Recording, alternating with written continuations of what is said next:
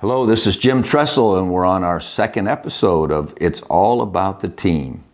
And it's exciting for me to have AJ Hawk here. And, we had John Maxwell, our first one, tough act to follow. Very tough, tough, yeah. But probably the big reason, AJ, that I wanted to even get involved in all of this is I spent my whole life trying to study from people to see how we could become the best we could be, the best teams we could be, help our guys become the best individuals they could be, reach their full potential and all that kind of thing. And I thought back through all the people I learned from, and then I thought back through all the people I had the great blessing of being with and working with and so forth. And so that's when we started kicking around, how could we add value to people? How could we help families, teams, organizations, states, countries, because I'm a believer that it's all about the team. And the reason that you're my number 2 guy, hope you're not mad you're not my number 1 guy. John Maxwell's the man, absolutely. Okay. Is, there are some guys that in everything I saw them do throughout the course of time, it was always about the team. And, you got a lot done yourself, a lot of production, a lot of accolades, a lot of notoriety. But what was fun for me to watch you was that everything you did, it was about this team, it was about this country. And so for the viewers, I want to introduce AJ Hawk. Now, he needs no introduction. Still the leading tackler in the history of the Green Bay Packers? I guess, yeah, as of today I am. As of today? Yeah. Okay, until somebody makes more tackles? I don't know, I'm sure, I assume somebody's close, but yeah, for right now I am, correct. And all the Buckeye fans know he came from Centerville High School, great program there, and he's the most famous guy. He's more famous than Nugent and Herb Street and all those guys, but great program there. Was Coach Greg there prior to you? Coach Greg was there my first 2 years, so I was lucky to play for him for 2 years, and then Ron Ulrich took over as went from OC to head coach. So here's my recollection, and AJ and I were just talking off camera of all the things people said that, remember when you said this, and you're saying, did I really say that? Or, So here's what I have a recollection of Centerville High School. Okay. So I just come to Ohio State as the new head coach, and the rap is, he's a 1AA guy, and doesn't know what's going on. And so we go out recruiting. And one of the stops we made was Centerville.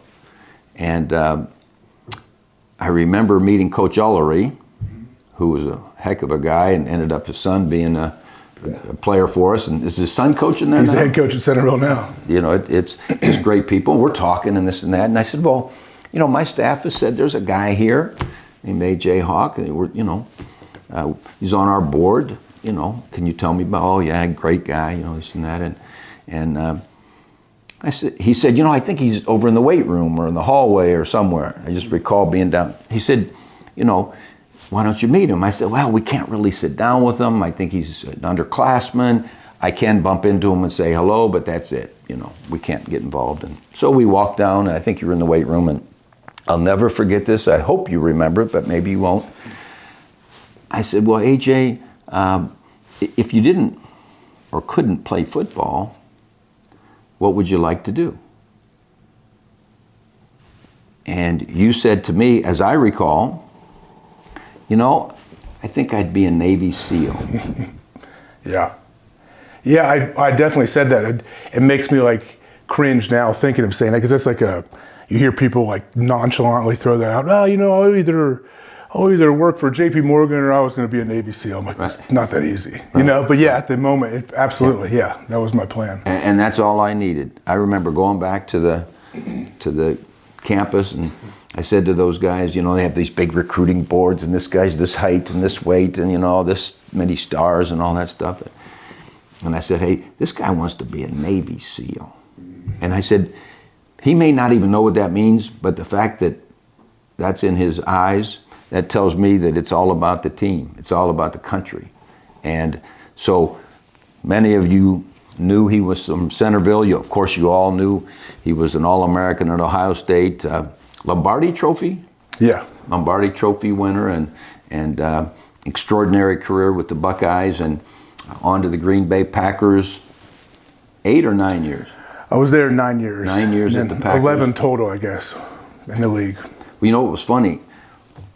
When we were working through the winner's manual and your goal sheet and so forth, I remember on your goal sheet, and you'll have to check it because I think I mailed you your goal sheet. You did, back, oh yeah. that you wanted a 10-year career in the NFL. Yeah, I made 11 somehow. You made 11. Yeah. You know, so on to the Green Bay Packers, unbelievable Super Bowl champ. Yeah, my 5th year we beat the Steelers. Okay, and then on to the Bengals, and then the Falcons. Yeah, the Falcons technically counted as a year. It was the year they went to the Super Bowl and got beat by the Patriots. What was it, 28-3 that year? I was on the team for basically the month of October, so that counted for. It was enough to count for a full season, but it was like that staff was unbelievable. Dan Quinn was the head coach. Mike McDaniel was on the staff. Kyle Shanahan was there before he took over in San Fran. Like there was some unbelievable people there that I learned a lot from in my short time that I still talk to weekly now.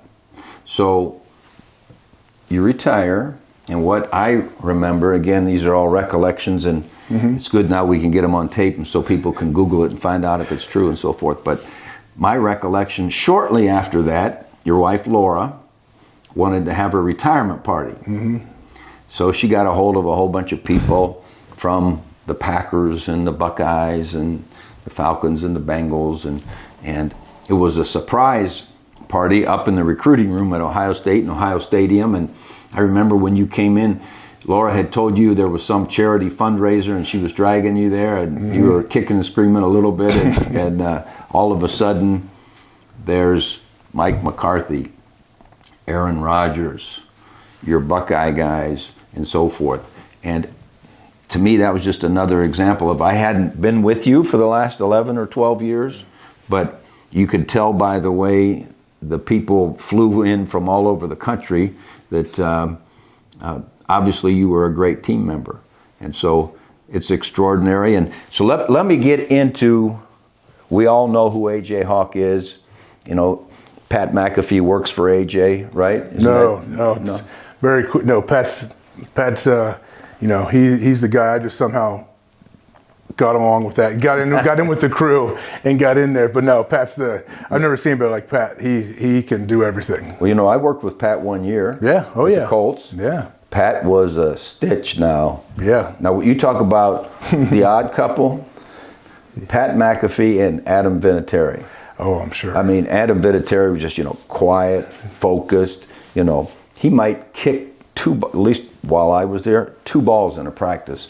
Yeah. Because he was pretty far along in his career. But, I mean, it was like laser. Oh, yeah. And there's Pat running around like he was on recess in elementary school. And looks like he's having fun doing that. And so everyone knows AJ from his work with Pat and the Pat McAfee Show and so forth. But so I felt as I was putting this together to try to add value to people, to learn about what does it take to be a good team member.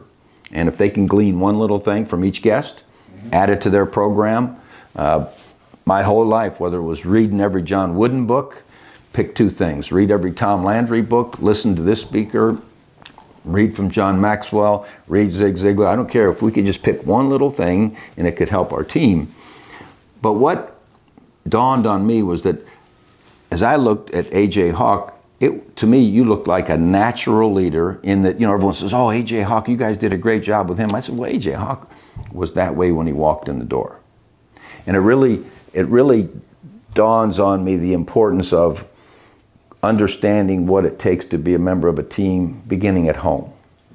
And, you know, we could get real philosophical in this discussion and talk about, well, what's the biggest need we have in our world right now? And one of the debate items might be, we need to do a better job at home.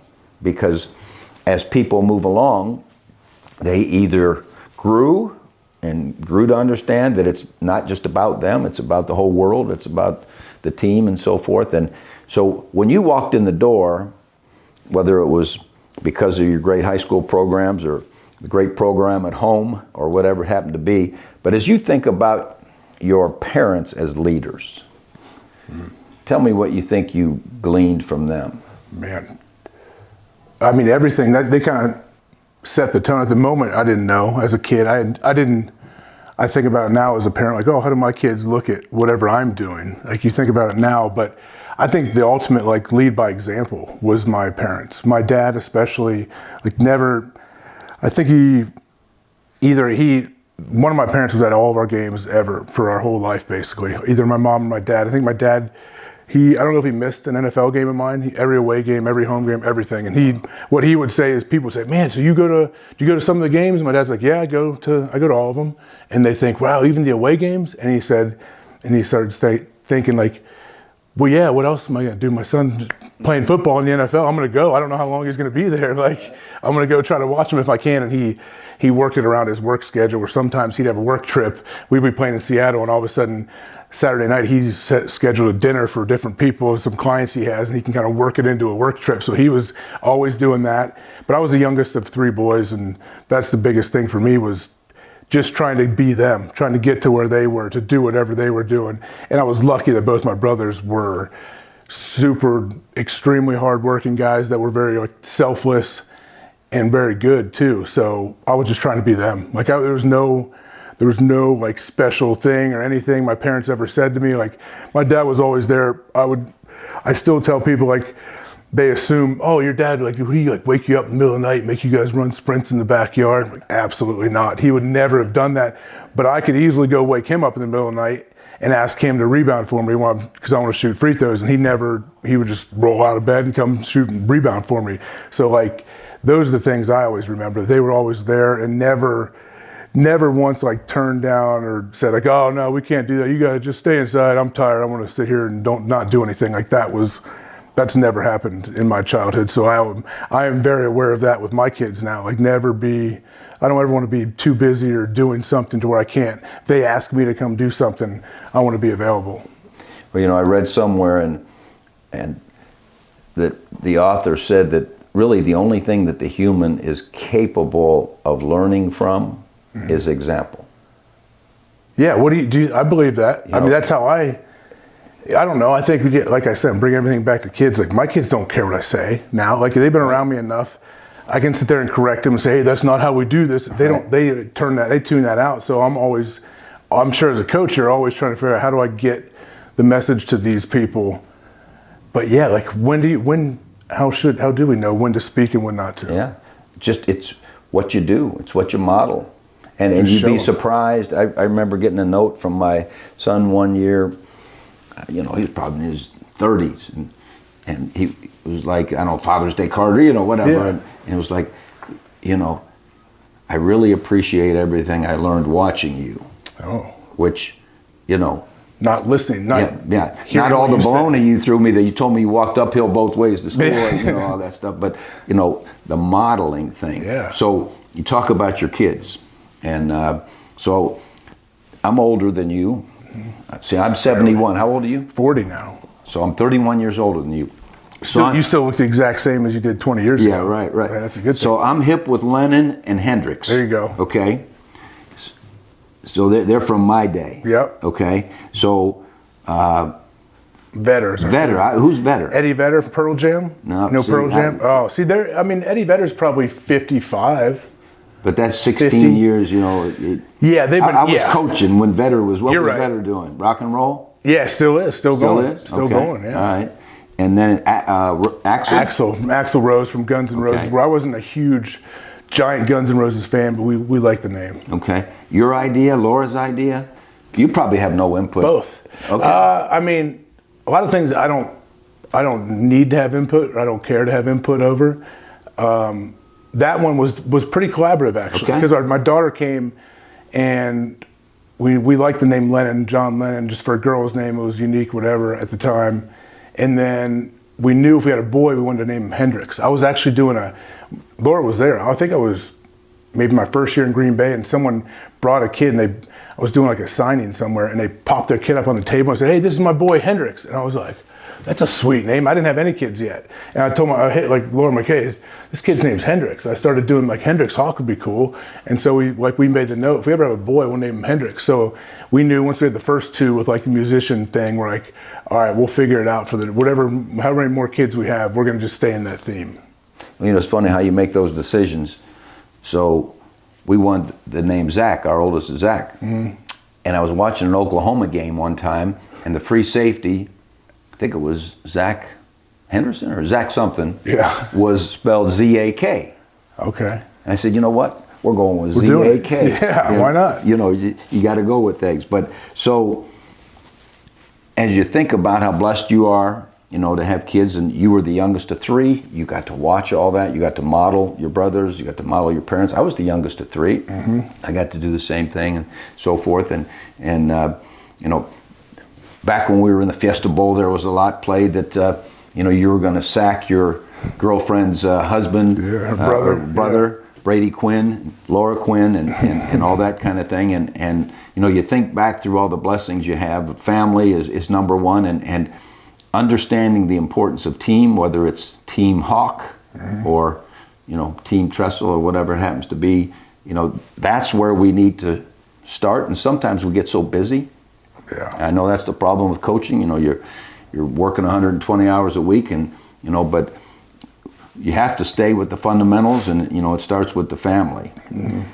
The other fundamental we always talked about, and I brought a couple of them along with me, was our winner's manual. Yeah. And I remember when I first became a head coach, I'd been 11 years as an assistant, trying to learn all I could. I had great guys that I got to watch. I got to get their example. Jim Dennison at University of Akron, Tom Reed at Miami, and I had Dick McPherson at Syracuse, and I had Earl Bruce at Ohio State, and I got to learn from watching them. Sure, the stuff they said, some of it burned because my players weren't playing as good, but I got to watch how they did things, and so all of a sudden I become a head coach, and I go, oh my gosh, you know, I've got some different responsibilities. So we decided, as we went out and hit the road recruiting, and just like going in the podcast world we're doing now, there weren't podcasts when I started as a head coach in 1986, but there were books and there were audio tapes. And I was riding to a high school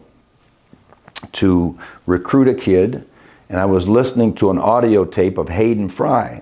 And if you remember Hayden Fry, he was the head coach at Iowa, and Iowa had not had much success, and he came from North Texas State, and he took over and built a great program. And he was talking on this audio tape that when he got to Iowa, he felt like he needed to build a course on winning. And I'm riding in the car thinking, okay, I just got to Akron I got to Youngstown State, and I thought, that's what I need to do. I need to build a course on winning. And so I decided I was going to start a winner's manual. And our first year at Youngstown State in 1986, it was 60 pages. Mm-hmm. Then it was 80 pages. Then it was whatever. Now it's 500 pages. Yep. And what was cool about it was most of the additions to it were stuff given to us by our players. Yep. You know, hey, this needs to be in the winner's manual, and this needs to.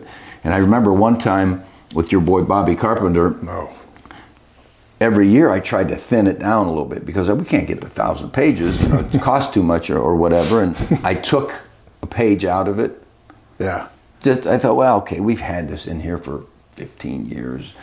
We're going to replace it with something else because these guys gave me this page or whatever. And Bobby comes storming into my office, as you can imagine Bobby, you know, would do. Yeah. Where's the man in the glass? Oh, you took man in the glass out. I took man in the glass out. You know, and again, I was just, you know, trying to thin things out. You can't take man in the glass out. Every year in preseason, that's my go-to when I'm struggling. And so we went and we printed a whole bunch of man in the glasses out and put them into the winner's manual and so forth. But anyway, it became kind of our place to be our foundation. Mm-hmm. And as it relates specifically to team, here's what I want to talk about. So this is the 05, 1 year senior year. Mm-hmm. And whether it's 86 all the way to 2010, the thing at the top of the winner's manual is the team. Yeah. And every single day we had to message that the team is above all else. And we can't just cognitively understand, well, of course, you know, yeah, of course the team's above it, and then not talk about it every day. Just like society and civilization really is above everything else. Okay, yeah, it is. Now I'm going to go do what I want. Yeah. And so this was the 06 one, okay? And we set our goals in our block O of life. We were talking a little bit about you wanted a 10-year NFL career. You got 11 years. But here's what I wanted to get to. This is the 06 one. Okay? And if you remember this exercise we used to do, we would sit with each guy. We would go over their goals, and it would take, hour and a half, and we would go over their individual goals, the things they wanted to accomplish in football and academics and morally and out in the community, and you need to set goals and all that. And then at some point in time in our conversation, after we looked at your goals, listened to your plan, how you were going to accomplish that, maybe gave some input as to, well, maybe you want to think about this,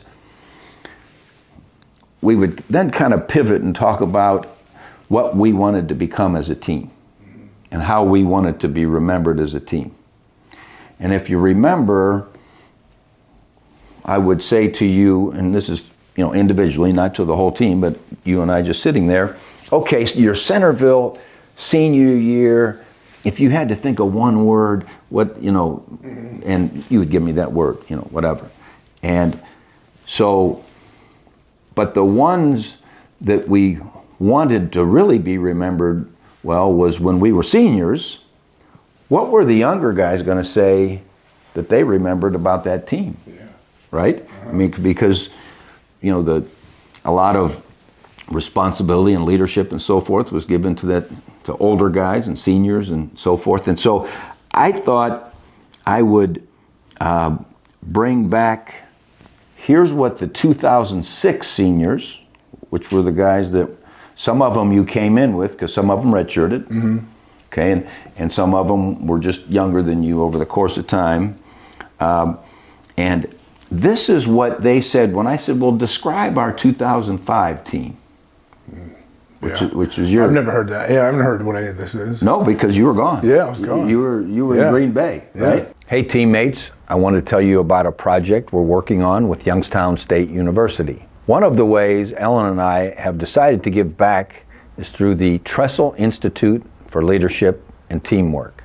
We've collected a set of successful business and nonprofit leaders to serve as guest servant leaders in partnership with the Sokolov Honors College to teach university students teamwork, leadership, and personal skills.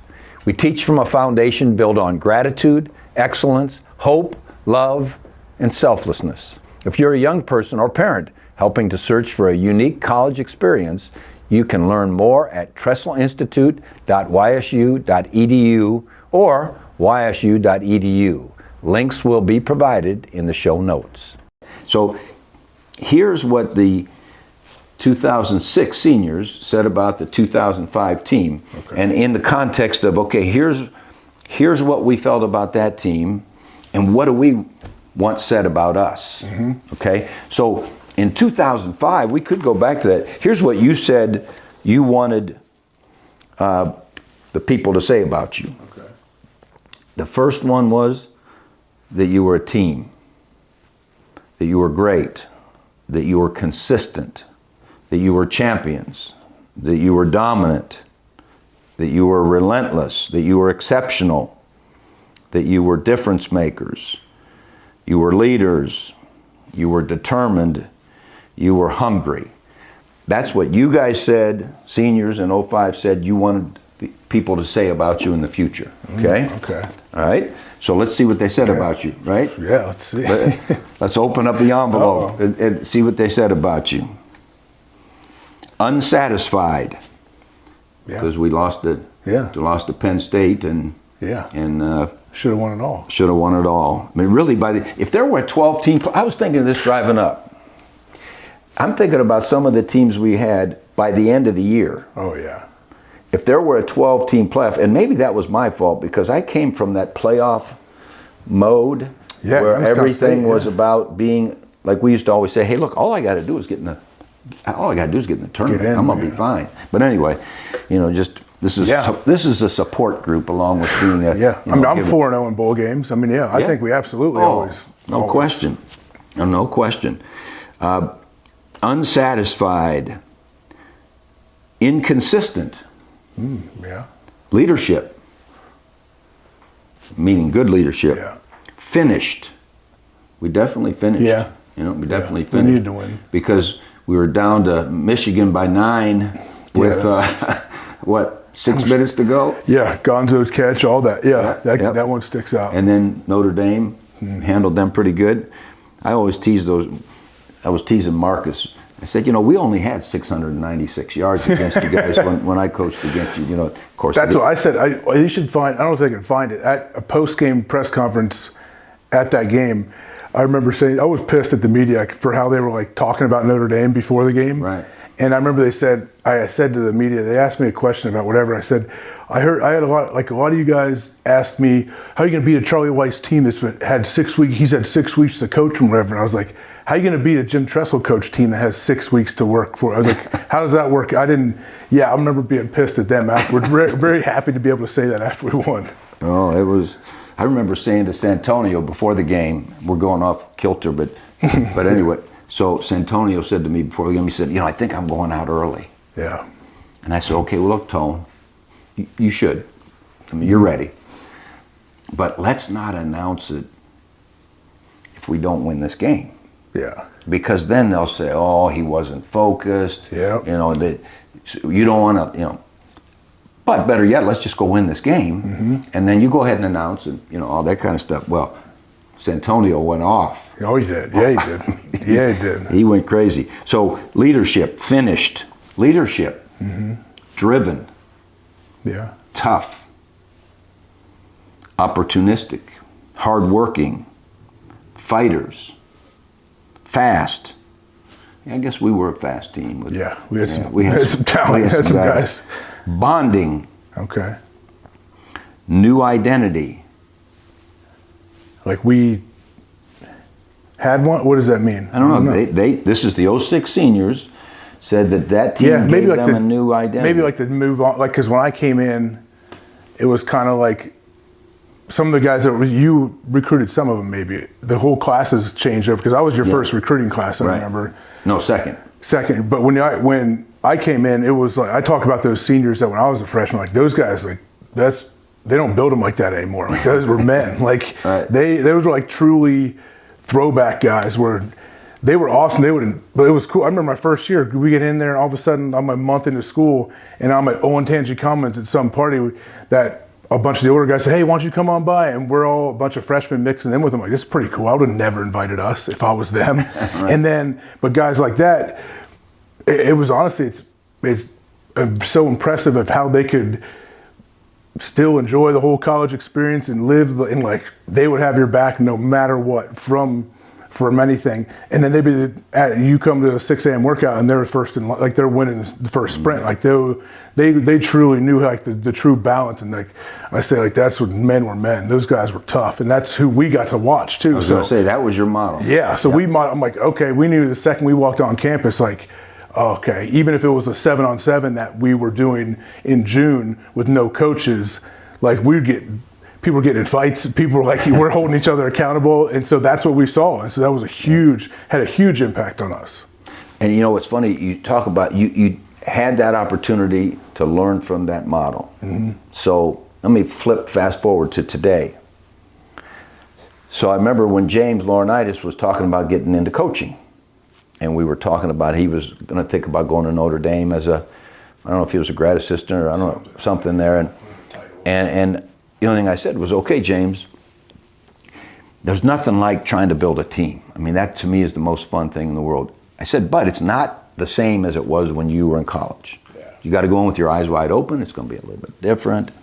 And he said, oh, I know. He said, my freshman year, he said, in the linebacker room was AJ Hawk, Schlegel, Carpenter, John Kerr, Marcus Freeman. He said, I was on campus for 2 months, and I'm from Minnesota.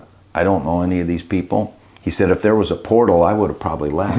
Yeah. So the world is different. Yeah. And so if we talk about how important to build teams for today and teams to be leaders down the road, we've got to make sure people have that chance to be somewhere and be modeled and not just hop from place to place, but we could have a whole nother podcast on that. New identity, overcame, dominant. Okay, so that's what, those guys said about you guys. And I think my point, as much as anything, is we felt like we had to talk about that all the time. What does this team want to be? And what are you going to do to be a part of it, and so forth? So I remember you getting ready for the draft. Another thing that impressed me that our young people could watch, sure, you worked out hard. And I remember, I think it was at the Alamo Bowl or somewhere, I was walking out by the fitness room and you were lifting the day of the game because we played a night game, and I'm thinking, I was bored. Yeah. But I'm thinking, but all the things you model, but when you were getting ready for the draft, I remember all the teams wanted to fly you in, you can visit so many cities, and you're going to be a top 10 pick and all that. And I remember you setting the ground rules that, hey, look, I'm not going to miss class because I want to graduate, right? And so if you're going to fly me in, here's my schedule. I got to be back. And oh, by the way, I'm not missing a workout, right? Yeah, I definitely tried, because I worked out in the mornings with Bobby and Schlegs and some different people, and so we wanted to always get those. That's a big deal leading up to the draft and combine. No question. So boom, you're what, the fifth guy taken? Fifth guy taken in the NFL draft from 4 years ago when it was like, well, is this guy going to be a major college recruit? Is this guy going to be so pretty cool story. So now you're in the NFL, and it's a different world. Yeah. How does the NFL, and I was a part of the Colts for about 6 months. It was the year we didn't have Peyton and Jim Caldwell, who I thought was as good a guy as there was in the world. So everybody says. I'm going to tell you, Jim Caldwell did the best coaching job I think I've ever seen. So we didn't have Peyton. Yeah. We were struggling. He told me up front, he said, hey, we're not going to win the game. I mean, in the NFL, when so much of your salary cap's taken by one guy and they're not there, and it's a quarterback-driven league. So he said, but let's try to do the best we can. Well, we were 0-13. We're getting ready to play Tennessee. Well, we're 0-13. You could imagine no, you probably can't. You've never been 0-13. But people, trying to protect themselves, and all that. Jim Caldwell somehow got us ready, and we beat Tennessee. Yeah. And they were playing for the playoffs. And I'm like, this guy's a magician. How he kept this team together. Well, then we're getting ready to play Houston, who just needs to beat us and gets home field advantage. Yeah. We beat them. I'm not sure if I could have been the starting quarterback, but I'd have been close. Yeah. That's where we were, okay? So then we're getting ready to play Jacksonville. And now they're saying, oh man, they're getting good, and so forth.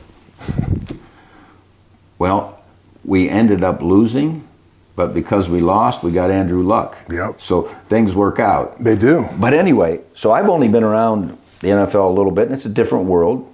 Yeah. How do you build team, or how did you, as you watched, how many different coaches in Green Bay did you have? One. That's what I was thinking. Mike McCarthy came in my rookie year was his first year. Wow. Yeah. How did Mike McCarthy go about building team? He was great, and I didn't realize at the time when I first came in. He told us later, he was like, man, he said, I was so damn nervous coming to that first team meeting. I didn't like how I never thought of a coach being nervous speaking to a team. Coach is always nervous. Which now, as I get older, I realize it. And actually, me coaching other kids and stuff, I'm like, okay, I got to have a plan. I got to be ready. Right. And I never thought about that back then.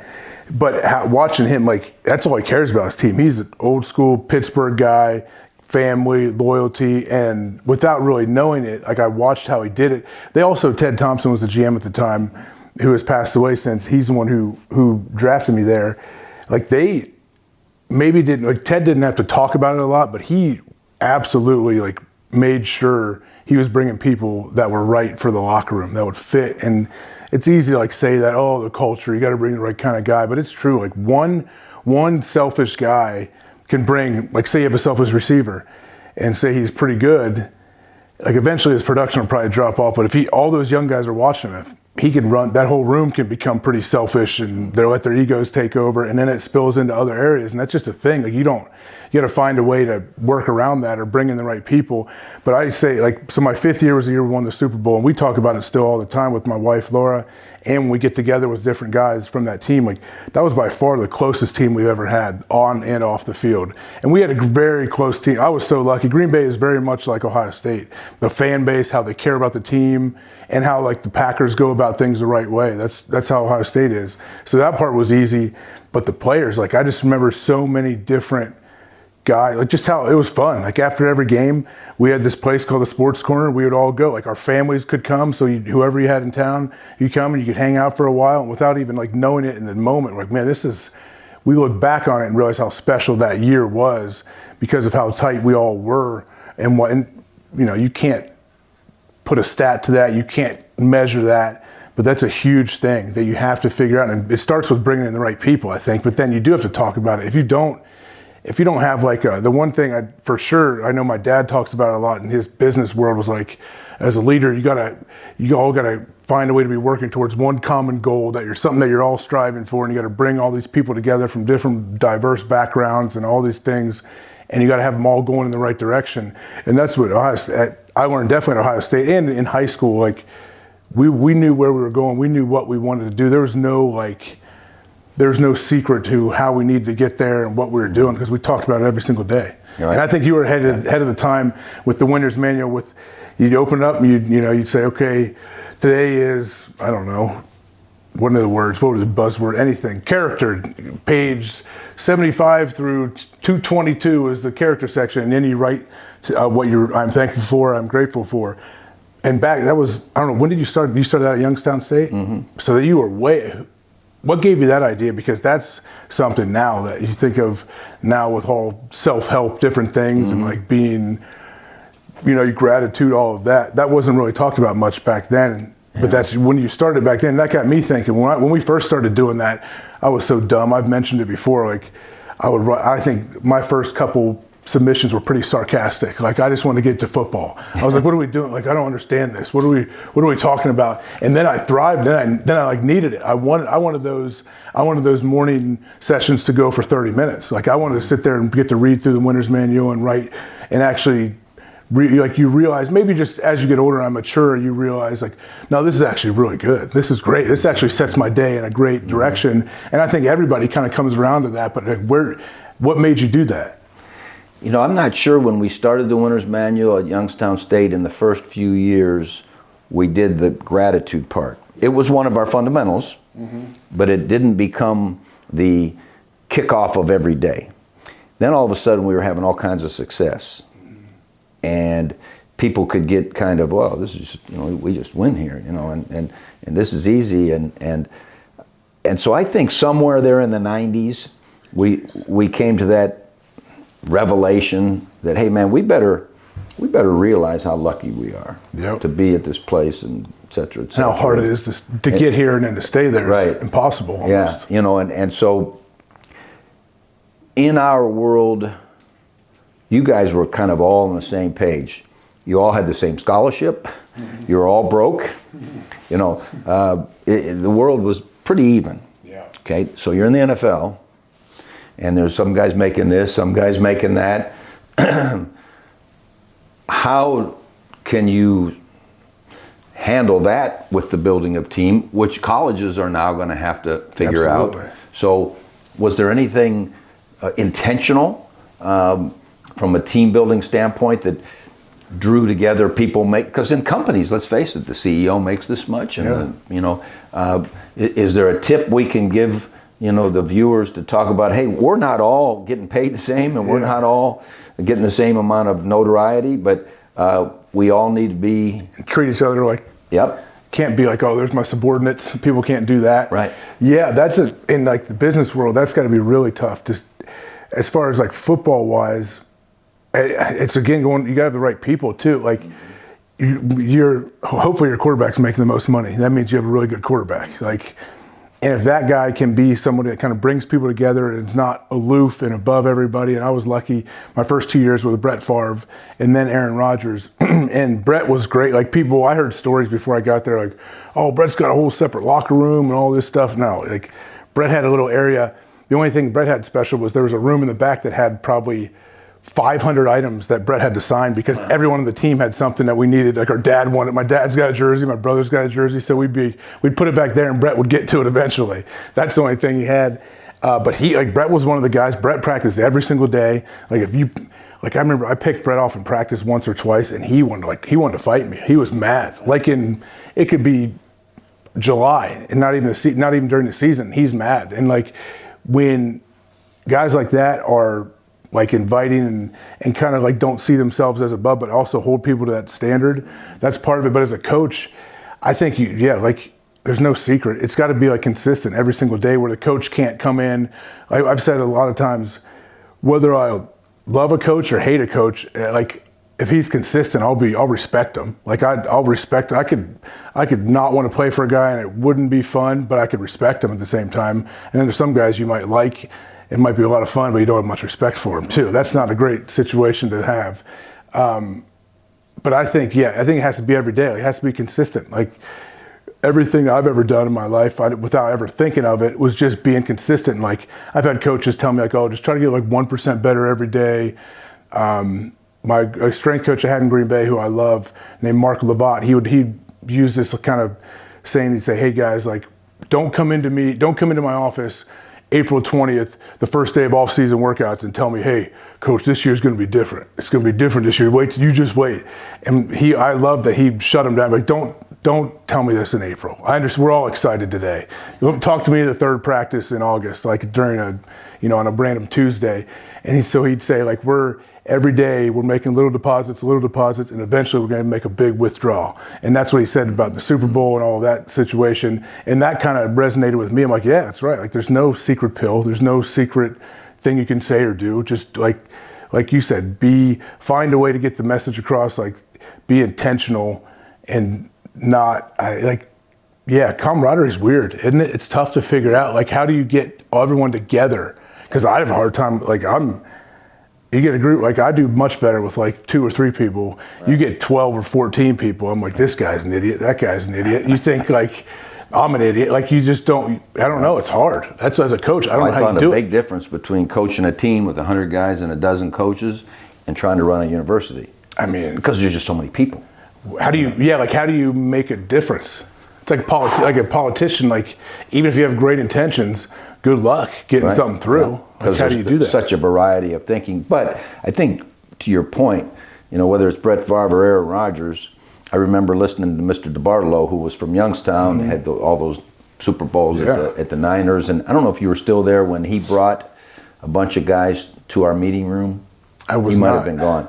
One day we got a call, and he was on his way somewhere, and it was in the summer.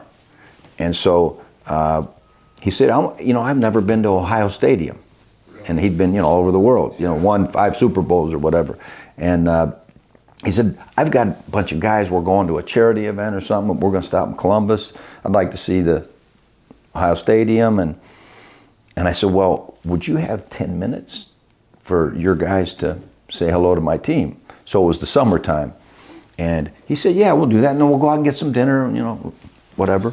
And so we called it a team meeting. Well, June something team meeting that the guys thought, what's going on? So somebody's got a problem. Yeah. So the guys were all sitting in there, buzzing. Oh man, who screwed up? What's the problem? Who's getting kicked off the team? Whatever. And down the back steps, you can picture the team meeting room walking down, was Jerry Rice, Roger Craig, Ronnie Lott, and the receiver that caught the touchdown in the Super Bowl. Dwight Clark. Yeah, Dwight Clark. And Mr. DeBartolo. And so those guys got up, and those are the stars. Yeah. And like Mr. DeBartolo told us, he said, when you got, and Joe Montana, by the way, I forgot. Oh, you forgot Joe Montana. Okay.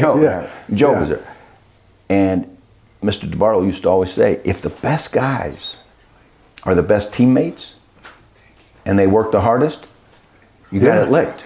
Hey teammates, I just want to briefly interrupt one more time to give a shout out to a great local manufacturing company, Compco, as a sponsor for our journey. We aren't going to be helping them sell much of their product of steel tank heads on this podcast. They just believe in the mission of teamwork and intentional selflessness. I've known the Smith family since my coaching days at YSU. They've been a beacon in the Youngstown area, providing great jobs and supporting our community through youth programs and local nonprofits like the United Way. The Smith family have been instrumental in backing this project from the start. Thanks to the whole Compco team for joining us sight unseen on this exciting venture. These are team first people. In this day and age, as people get distracted more about, well, you should get a new contract or you should get more NIL or this or that. To me, I remember talking to all my guys who were out there, whether it's Marcus or Luke or Brian Day or Alex Golish. Was Alex there with you down at USF and all those guys? If you think team building and culture was important before, it is 10 times it's everything more important, now, right? Because you're starting the game with people scattered all over the place with how long they've been here, how much they're getting paid, how much are they committed. So how good you are at team building now? Well, I suppose the same is true in companies and organizations, because the world is as crazy as college football is, right? Yeah, right? And so culture and team building. And so pivot then, so you played 11 years. You did a podcast for 6 or 8 years, something like that. Probably. You were very involved with a lot of philanthropic things, Hawks, Locks, for the cancer kids. And what was the other one that you guys have been, James Cancer, of course, you've been very involved. Yeah, our stuff, it's morphed into, I did a lot of Special Olympic stuff. When I was actually in Green Bay, we'd go start the games, they'd have them there and an ambassador for all of that. But then, from when I had long hair, I cut it, we donated, did that whole, and then now it's morphed into, with the James Cancer Hospital for all the pediatric oncology department. We have a big fundraiser every year and everything's funneled to the kids. And so that's a business of its own. But to me, that's such a modeling of team that every day that sends a message. And anyone that notices that AJ Hawk and Laura is involved and so forth, that's helping society learn the importance of team. But you're also in business with you and Pat and that whole thing. And so I don't even know what the size of your team is that puts on your production or whatever. But what have you seen in terms of now being in the media business that could be helpful to the viewers as to how they can, in their business or in their organization, build team?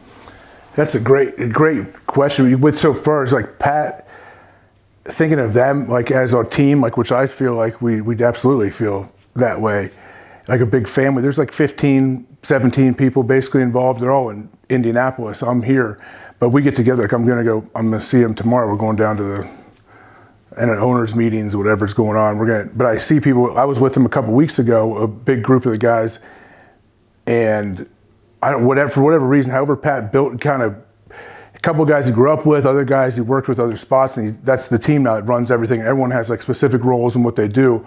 It's very unique compared to other media companies, how it's run and how it's just different. But it's awesome because we have a great time. When we get together, whether it's to go whatever we're doing, we'd go travel and do these games where we'll stand on the sidelines for the national championship game and do these simulcast things.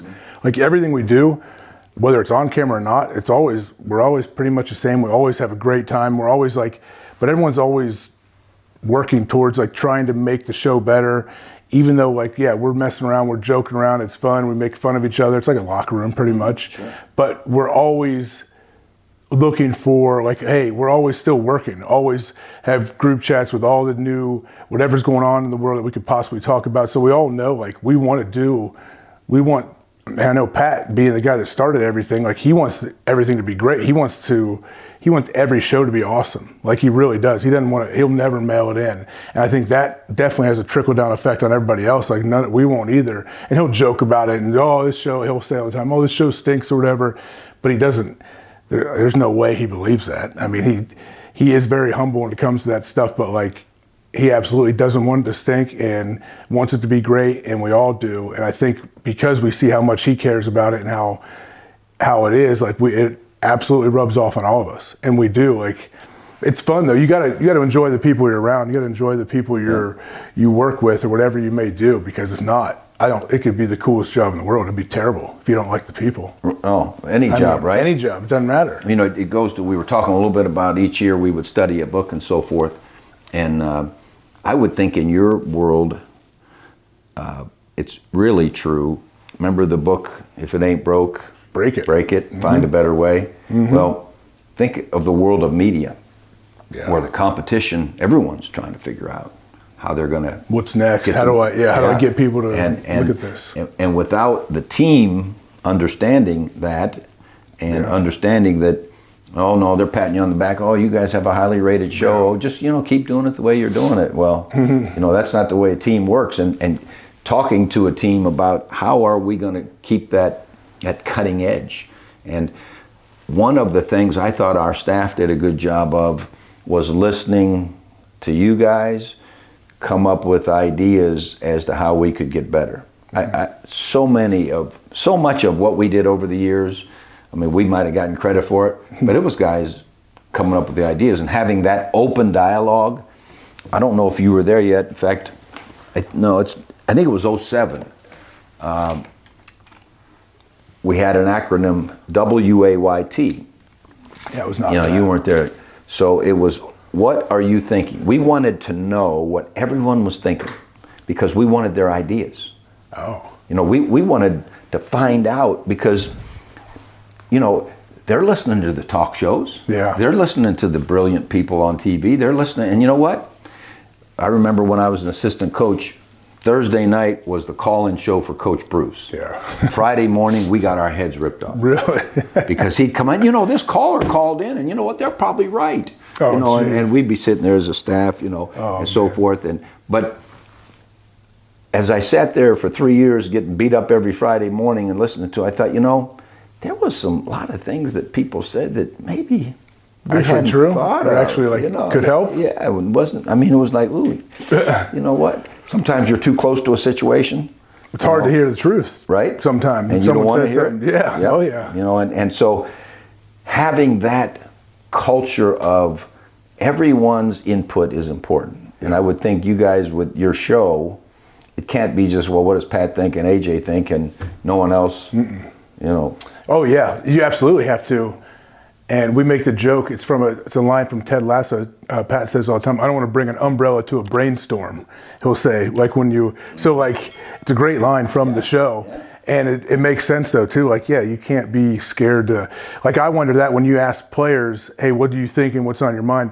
Are they anonymously giving it to you? Because a lot of times players are always worried. I know at least for me as a coach, it's probably just from growing up with my coaches and in high school, which a lot of kids don't have that fear now.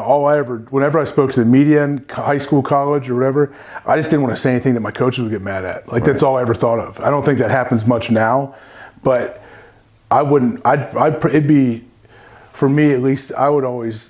People are scared of a coach if I say oh no, this needs to be changed, and they're oh, the coach is going to bench me. He hates me now. How do you create that environment though to where they feel comfortable giving? Well, remember those surveys we made you fill out? Yeah. Oh yeah. Well, the assistant coaches never saw those. Yeah. But they saw the results. And that's so, good. I can remember Coach Fickle. He used to every year when we would go over the summary, and one of the questions was always, well, how can my position coach help me get better? Yeah. What can he improve on? Because, we always tell the players what they can improve on. Why don't we get the opposite? So we'd put that big list up of, well, here's what the players say that the assistant coaches can do. And I can picture Luke there. That was Bobby. That's Bobby. Yeah. Oh, yeah. You know what I mean? Right? Yeah. And it's easy to, Okay. But we did keep it anonymous because I promised each of you, I said, look, I need to know. And there was a question, what can the head coach do better? You don't want people to just be silent, because if they're thinking you could do something better, well, and you don't find that out, I don't know how you build that team. And the team gets built by your input's valuable. Yeah. I don't care what position you play. I don't care if you're an equipment guy, taping ankles, whatever. the sound check at your radio show. Every one of those people is important, and we want to hear what they have to say. And to me, that's an intentional thing. I don't care what your organization is. Hearing what your people think. I always say this: there's two things that can happen when I find out what these three guys behind the cameras think. There's two things that can happen. One, I can get a good idea. Say, oh shoot, you know what? You're probably right. Yeah. The other is I can clarify some thinking. Yeah. Like, okay, I can see why you think that, but consider this and this and this, and here's why I think we ought to do it that way. But at least you found out what they're thinking. Yeah. You have to. If not, you're sitting there. Well, yeah, I know you're guilty of it. I am at times of thinking, like whether it's someone you're communicating with, and you could build up the whole story in your head. I go, this dude's pissed at me, or this person feels this way about me. And if you don't talk to them, you sit there and build it up. You have this whole thing, and it didn't even cross their mind. Like it's not even a big a deal at all to the other person. And you're like, whew, glad we talked about this after I worried about it for 2 days. So yeah, it's always good to hear it. But I guess seeing that, like as a head coach, what would be hard? What would be really hard to hear? If someone said, "All right, my head coach can do this, needs to do this better," was there anything that was really hard? Like, oh man, that's tough. Well, the one that you prayed would never be said was, you don't seem to care about me. Oh, geez. Because what's most important, I think, in building a team or a family or a civilization is that, hey, every single person is significant. Mm-hmm. And maybe I didn't love the way you played, but I love you. Yeah. There's a big difference. Yeah. No, you got to change the way, you got to play better, but that doesn't change how I care about you and how I'm concerned for you. So that was what I was always trying to find out, was not the, hey, you don't care about me, but the depth of, do they really understand that we care about them? Yeah, we want to win. Yeah. And we don't apologize for that. And we're going to demand that, and we're going to grade you and all that. But am I hearing that you really think you're getting value beyond just playing the game? Yeah. And the same thing at the workplace. Yeah, you're going to pay me. You're going to give me my salary. But are those people gaining value being a part of that team? Mm-hmm. It's more than the paycheck. Yeah. It's all about the team in my mind. But real quickly here, because I have to ask this before I forget. Okay. So your teammate was Marcus Freeman. Yep. Okay. Your position coach was Luke Fickell. Okay. Two guys that are out there in high pressure, tough situation now as head coaches. And I think since 2000, Wisconsin has won the 8th most games of anyone in FBS football. Jeez. Notre Dame's supposed to win every game. Yep. Right? Have to. What do you recall about Marcus and Luke that you think gives them a chance to build the kind of teams they'll need to at least get close to the expectations they have? You're right. It's two very tough coaching positions, two awesome spots where everyone wants to be at. But like Marcus, head coach of Notre Dame, it's crazy to think that's him. Marcus is the head coach of Notre Dame. He's doing a great job already. I think both those guys, instantly they care. Like they care. Like I'm sure both those guys are losing sleep all the time, just trying to figure out, okay, what do I need to do? How can we win more games? What can I do? But they're also really good. It's hard. These are both awesome humans. You don't get that everywhere. I got that modeled from you and my high school coaches, where a lot of times great coaches might not be the best humans, might not, I guess, care about the kids as much or care about who they're coaching, like in development. They know, hey, winning above all. And that's kind of like the model. And that's what's awesome. I was lucky enough with you to realize, oh no, you can do it all. You can be it all. You can truly care about, I say a lot, I realized from day one, you cared about us as men, and you told us hey, we're here, we care about you as men and want you to mature through your college experience and all this stuff, and football will take care of itself, kind of. And I think when you start with that, it's huge. And I think Marcus and Luke both, what's the old saying, I'm sure people know it. We don't care how much you know until we know how much you care. Yeah. That's both those guys, absolutely. So Marcus also, I've run into him multiple times after playing with him. I remember talking to him when he first got into coaching, and seeing like listening to him speak, I'm like, oh man, like you're already locked in as a coach. Like Marcus was already all in, and he's like, I saw him on an airplane. He's like diagramming me stuff they're doing defensively. I'm like, all right, you're in the right job, Marcus. That's where you should be. And Luke, I mean, I say anytime anyone asks me about Luke, I say Luke's the toughest human I've ever met, probably mentally and physically. Like I would never mess with Luke ever. Like. But contrast that with also being probably one of the best humans I've ever been around at the same time, with his wife and his kids and his family, and just how he is and how he gets so uncomfortable whenever I'm around him now. I just try to tell him, like, hey, like, can you just ever look around? Can you ever enjoy where you're at? Like he's like, oh, I got 2 kids. I missed curfew last night. Like he's always on to the next thing. And so they're always like, they care so much. Like they care about everybody around them, but they care about their team and their job, and they want to do a good job for whoever hired them. And that's why I think you have a chance. Like that doesn't guarantee anything, but you have a chance because those guys want to win, and they're not. I know Luke's not sitting there like, oh, if I can just find a way to win 8 or 9 games and then go coach in the NFL or go coach or do this. No, Luke's like, I want Wisconsin to win a national championship every single year, and Marcus the same thing at Notre Dame. And I know those guys, like that's all they care about right now. Like that's their main goal. So it's awesome to see him there. It really is. Like thinking Marcus when he came in, thinking he was going to be the head coach of Notre Dame. No, you wouldn't think that back then. No, everyone kind of grows into that. But both those, yeah, like you said, good luck. I don't know how you win in college football right now. I have no idea, but I guarantee you those guys are going to go to the ends of the earth to find a way. Right. Well, if I had a nickel for every time the media has asked me in the last 2 or 3 years, well, when Marcus was playing, did you sense that he'd someday be the head coach of Notre Dame? I said, how would you know? No, how would you know it? In fact, I always tease Marcus when he came in. Remember, he came in early, and he was recruited as a linebacker. I said, you look like a middle guard. Yeah, that's what Bobby tells me too. Because, kids come out of high school, they think, oh, those guys are so big. So they eat their way into being that big. But I said, no, I was just hoping he'd become a linebacker. Oh, yeah. Marcus is in the best shape of his life now as a coach. He looks great. He looks amazing. Like $1 million. He looks amazing. But, it's funny, you bring up that saying that they don't care how much you know till they know how much you care.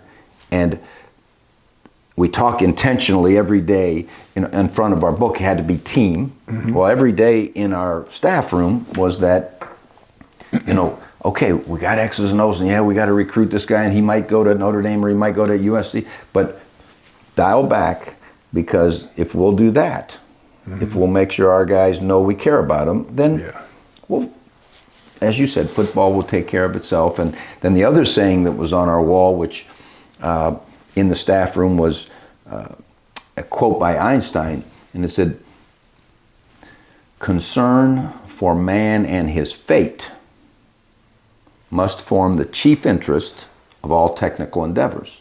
Never forget this in the midst of your diagrams and equations." Well, we have 1 million diagrams and equations, X's and O's. Every business has got spreadsheets. It's got AI now, it's got all that. But concern for man and their fate has to be the chief interest. If we're going to build a team, or how about a civilization, or a country, concern for the person and their fate, their future. If that's the chief interest, we can build a team. And if we get every guy coming in that has the modeling that you had the blessing of having, the modeling that I got to see my dad serving every day. So there's a lot of areas where the intentional teaching of team, helping parents, youth sports. We could do a whole segment on, where have youth sports gone, and how can we, maybe fix that. But concern for man and their fate is the most important thing that a team can do. Is make sure that we're talking about it every day. We're blessed to have guys like AJ Hawk came through, and you don't stay long enough if you don't get good players and win. So you can have the greatest ideas you want. Yeah, you need some players. But you need some players. But on the other hand, you could have great players and not make a difference. And so it's so much fun working with great players. It was an honor to coach you and be around you and watch you, and now watch you with Pat, and who knows, would you tell me you're how old? 45? 40 now. Or 40? Crazy. Your next 40 years of work, I'll be anxious to see what a difference you make. And we keep trying to add value to others, and that's what we're trying to do